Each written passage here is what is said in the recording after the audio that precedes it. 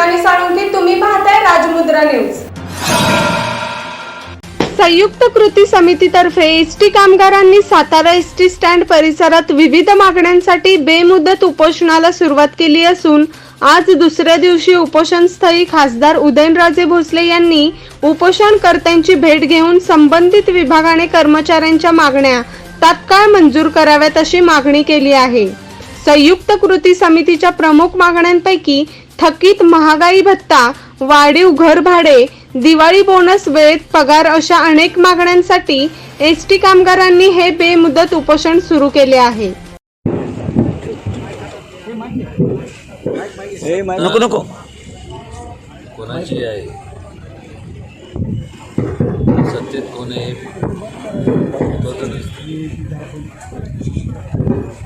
पण मात्र जे लोक सत्तेत असतात त्यांच्या माध्यमातून या सहकारी व्यवस्थित चालल्या पाहिजे। नियोजन त्यांच्या हातात असतं। व्यवस्थित नियोजन जर केलं तर अशा प्रकारे आंदोलनं म्हणा किंवा मग आता बेमुदत संप, उपोषण हे जे काय आपल्याला पाहायला मिळणार नाही। कुठेतरी लोकांना विश्वासात घेणं गरजेचं असतं। लोकप्रतिनिधी या नात्याने प्रत्येकाची ती जबाबदारी असते। या खात्याचे मंत्री मान्य अनिल परब, राज्यमंत्री आमचे मित्र बंटी पाटील यांनी लवकरात लवकर या लोकांच्या ज्या काय समस्या आहेत त्याच्यावर तोडगा काढावा। दिवाळी आलंच जमावे आणि प्रत्येकाला विवंचना असतात। मी ह्या सर्व लोकांना चर्चा करत होतो की यापूर्वी महामंडळ होतं आणि आता तुम्हाला या संपूर्ण आज तुमची अनेक मागण्या ज्या आहेत त्या मागण्यांपैकी एक मागणी आहे की आमचं शासनात विलिनीकरण व्हावं। तर हे असं का? तर ते म्हणले की त्यांच्या बोलण्यात आलं की जो काय इन्सेंटिव्ह म्हणा, जे काय त्यांना जे फरक आहे तो जवळपास 16% आहे। नियोजन ह्याच्यात फार मोठी तफावत आपल्याला पाहायला मिळते। एस टी एका दिवसात काय ही अविस्कळीतपणा आला नाही किंवा अनियमितता एका दिवसात आली। जसं एअर इंडियाची जशी गत झाली त्याचप्रमाणे एस टी महामंडळाची सुद्धा ती अवस्था झाली। मग त्याच्यात लोकप्रतिनिधी असतील,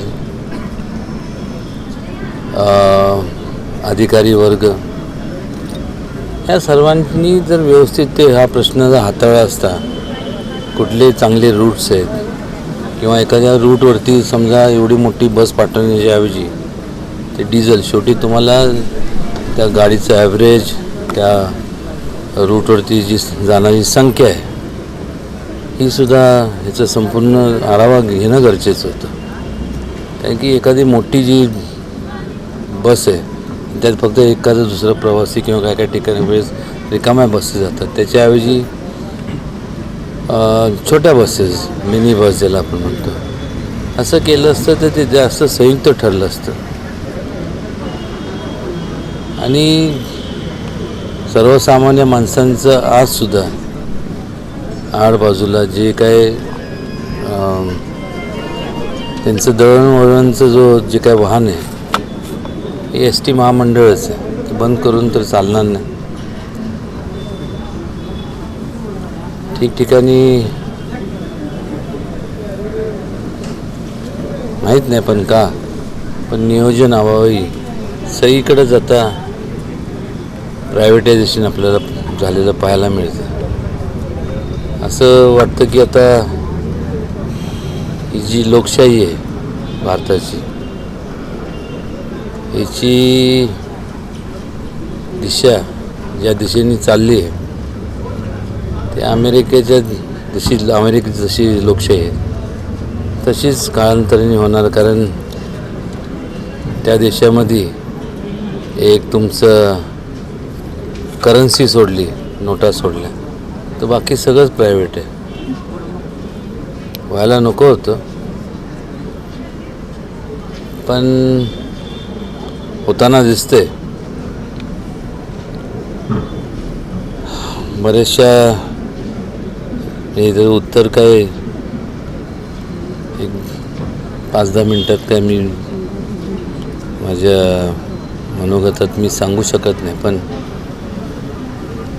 थोडंसं सखोल ह्याच्यावरती चर्चा होणं गरजेचं आहे. आणि मग ज्या लोकांनी ह्याच्या महामंडळाचा जेवढं कार्यरत राहायला पाहिजे होतं जीवन ठेवण्याच्या विषयी, तेवढं कार्यरत नाही आजपर्यंत राहिले. एक सत्तेचं ठिकाण म्हणून पाहिलं गेलं फक्त, असंच म्हणावं लागेल. आणि मग अशी त्यांनी तिथं लिहिलं आहे की कोर्टाने चे आदेश असूनही काय त्यांच्या मागण्या किंवा त्यांचं जे म्हणणं आहे ते ऐकून ते मार्गी म्हणजे त्यांनी तसे त्याच्यावर अंमलबजावणी झाली नाही. म्हणजे कोर्टाचं एक प्रकारे कंटेम्प्ट ऑफ कोर्ट झालं असंच म्हणावं लागेल.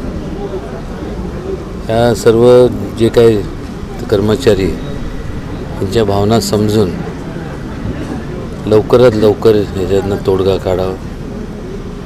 जे चांगले रूट्स आहेत, कुठले रूट्सवरती प्रवासी कमी आहेत, ह्याचं एक तुम्हाला निश्चितपणे कॅटेगरीज फिक्स केल्या पाहिजे.